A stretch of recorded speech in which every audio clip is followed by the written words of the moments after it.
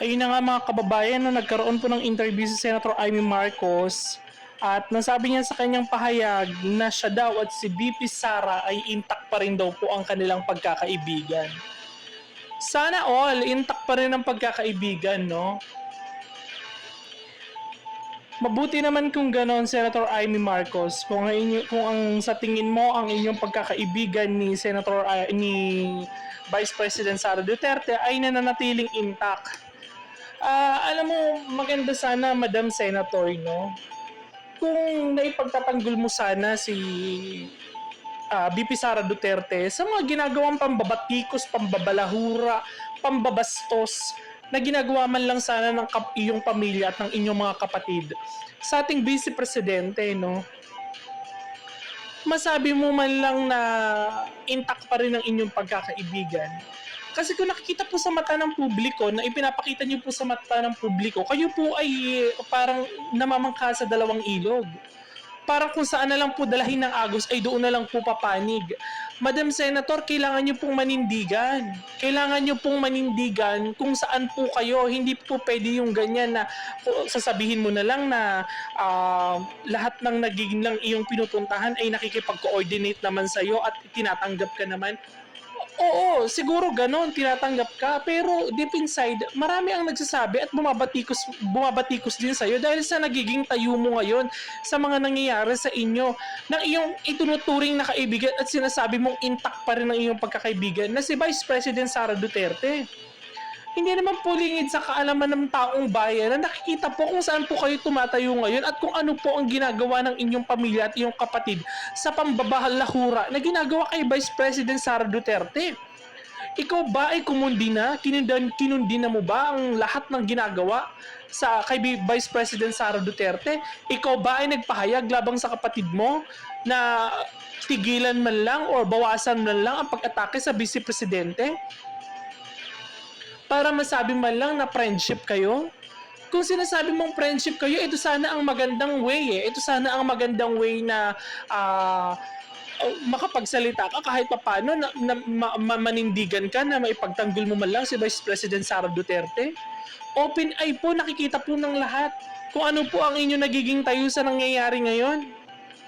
Ang walang habas na pambababoy at pambabatikos ang pinsan mong si Martin Romualdez kay Madam BP Sara Duterte, may nagawa ka ba? Ang paglapastangan sa pamilyang Duterte, may nagawa ka ba? Sana man lang maisip ng inyong pamilya na kahit papaano meron kayong utang na loob. At ano pa sabi ng iyong kapatid na si Bongbong Marcos? Kayo daw ay walang utang na loob dahil sa pagpapalibing sa inyong ama? Pero in fairness naman, kahit papaano ikaw ay nanindigan na mataas pa rin ang respeto mo at may utang na loob ka dahil kinikilala mo ang ginawang pagpapalibing ng iyong ama na 40 taon na nakahimlay sa tahanan nyo sa Batak-Bata, Ilocos. Na sana man lang kahit papaano kilalanin nyo at kilalanin man lang ng iyong baboy na kapatid na si Bongbong Marcos ang ginawa ng dating presidente at hindi yung nagsasalita pa siya na walang utang na loob, na wala kayong utang na loob sa pamilya Duterte. Nakita po ng publiko kung ano po ang naging nangyayari sa pambababoy at pangawalang hiya niyo sa mga pamilyang Duterte.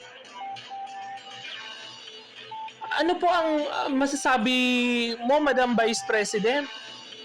Kung kaliwat ka ng atakihin ng Senado at ng House of Representatives si Vice President Sara Duterte at ang pamilya Duterte, ikaw po ba ay may nagawa sa pambababoy na ito? Ikaw ba ay nagsalita? Ikaw ba ay gumitlaban lang laban sa mga pamilyang ito?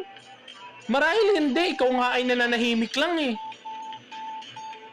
Maganda sana, Madam Vice President, kung sinasabi mo ang iyong pagkakaibigan ay nananatiling matatag. Sa panahon ng kaliwat kanang pambabatikos din ni Vice President Sara Duterte sa inyong pamilya, sana ikaw ay naninindigan din kung talagang ipinagtatanggol mo at nandyan ka pa rin sa side ng iyong kaibigan na si Vice President Sara Duterte. Maganda sana kung nagsasalita ka laban sa pag-atakit, kalawang kanang pag-atakit, pambababoy at pangpawawalang hiya sa pamilyang Duterte. Wag na sa pamilyang Duterte, kay Vice President na lang na itinuturing mong kaibigan. Nakausapin mo man lang ang iyong kaibigan at ang iyong sister-in-law na si Lisa Marcos, na bawas-bawasan at tigil-tigilan naman ng kaonte. At sumasali pa ang iyong anak na mga manotok at ang iyong pamangkin na si Sandro Marcos. Ang kakapal ng mga mukha niyong pumalag nung magsalita si Vice President Sara Duterte na ipapahukay niya ang inyong ama at ipapatapon sa WPS. Wag po ganun. Wag pong ganun na Madam Senator. Manindigan po kayo. Tignan niyo po kung ano po ang ginagawang pagwawalang hiya ng inyong kapatid labang kay Vice President Sara Duterte. Nananahimik po ang inyong kapatid parang lumalabas po siya po ay walang kinalaman sa mga nangyayari ngayon sa politika sa Pilipinas. Siya po ay nagsasawalang kibo na lang, nananahimik na lang para lumabas na siya ay walang kinalaman. Pero deep inside, ang may kinalaman sa lahat ng pambababoy at panggagagong ginagawa nyo ay kayong mga Marcos. Kaya ang mga sambayan ng Pilipino matuto, no? Ikaw, Amy Marcos, swerte mo pa kung mahahalal ka ngayong darating na halal ngayong 2025. Tignan natin kung may mga tao pa rin susuporta sa'yo at may magmamahal sa'yo at maipapanalo ka pa rin sa darating na eleksyon. Laglag na po ang pamilyang Marcos. Alam nyo po yan. Tanging ang mga Duterte lang po ang nagpaangat sa pamilya nyo. Tapos anong ginagawa nyo ngayon? Kinalimutan nyo ang mga naging tulong at ambag ng pamilyang Duterte sa pagbabalik nyo sa Malacanang, ang pamilyang Marcos na matagal na ibinaon sa limot ng mga taong bayan dahil sa ginawa sa inyo ng mga Aquino. Tapos ngayon nakabalik kayo Walang habas na paglapastangan at pambabalahura sa pamilyang Duterte ang ginawa nyo. Nasaan ang utang na loob na tinatanaw nyo sa pamilyang Duterte? Sa bagay, hindi nga kinikilala ni Bongbong Marcos na may utang na loob siya sa dating Pangulong Rodrigo Duterte. Humble pa nga si Vice FPRRD. Ano pong sabi niya? Wala silang utang na loob sa akin. Oo, kasi trabaho ko yun. Sarili kong trabaho at desisyon ko na maipalibing ang ama nila. Pero ilang presidente ang dumaan. Hindi man lang napalibing ang inyong tatay na nagkulay kahoy na.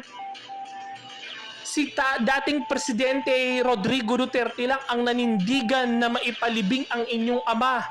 Dahil kinilala nito na ang tatay mo ay karapat-dapat na maipalibing sa libingan ng mga bayani dahil ito ay naging sundalo at naging dating presidente ng Pilipinas, sumunod sa batas. Sana ganun din ang ginagawa. Ang pagrespeto at paggalang sa pamilya Duterte ay hinihingi rin ng sambayan ng Pilipino. Kung ganito sana ang ginagawa nyo, ang pagrespeto at paggalang sa dating Pangulong Rodrigo Duterte at sa pamilya Duterte ay magkakaisa po sana. Wala po sanang ganitong pangyayari na ang inyo pong kinampanya at kinampanya ng inyong kapatid at ang inyong pamilya ay uniteam, pagkakaisa, na wala pa pong kalahating taon nagkawatak-watak na po. Nasaan po ang hustisya, Senator Amy Marcos? Kailangan nyo pong manindigan sa taong bayan at pumili kung saan po kayo tatayo. Ito po ang panahon para manindigan kayo sa tama. Ang taong bayan po, gising po, nag-aantay po at inaantabayanan ang inyong magiging galaw at ang inyong magiging kilos sa mga darating na panahon at sa hinaharap. Yun lang po mga kapatid. Please comment down below ano po ang masasabi nyo sa naging stand po at naging pahayag po ni Senator Amy Marcos na sila po ay magkaibigan pa rin ni Vice President Sara Duterte at ginamitan pa po ng salitang intact ang kanilang friendship. Maraming salamat po.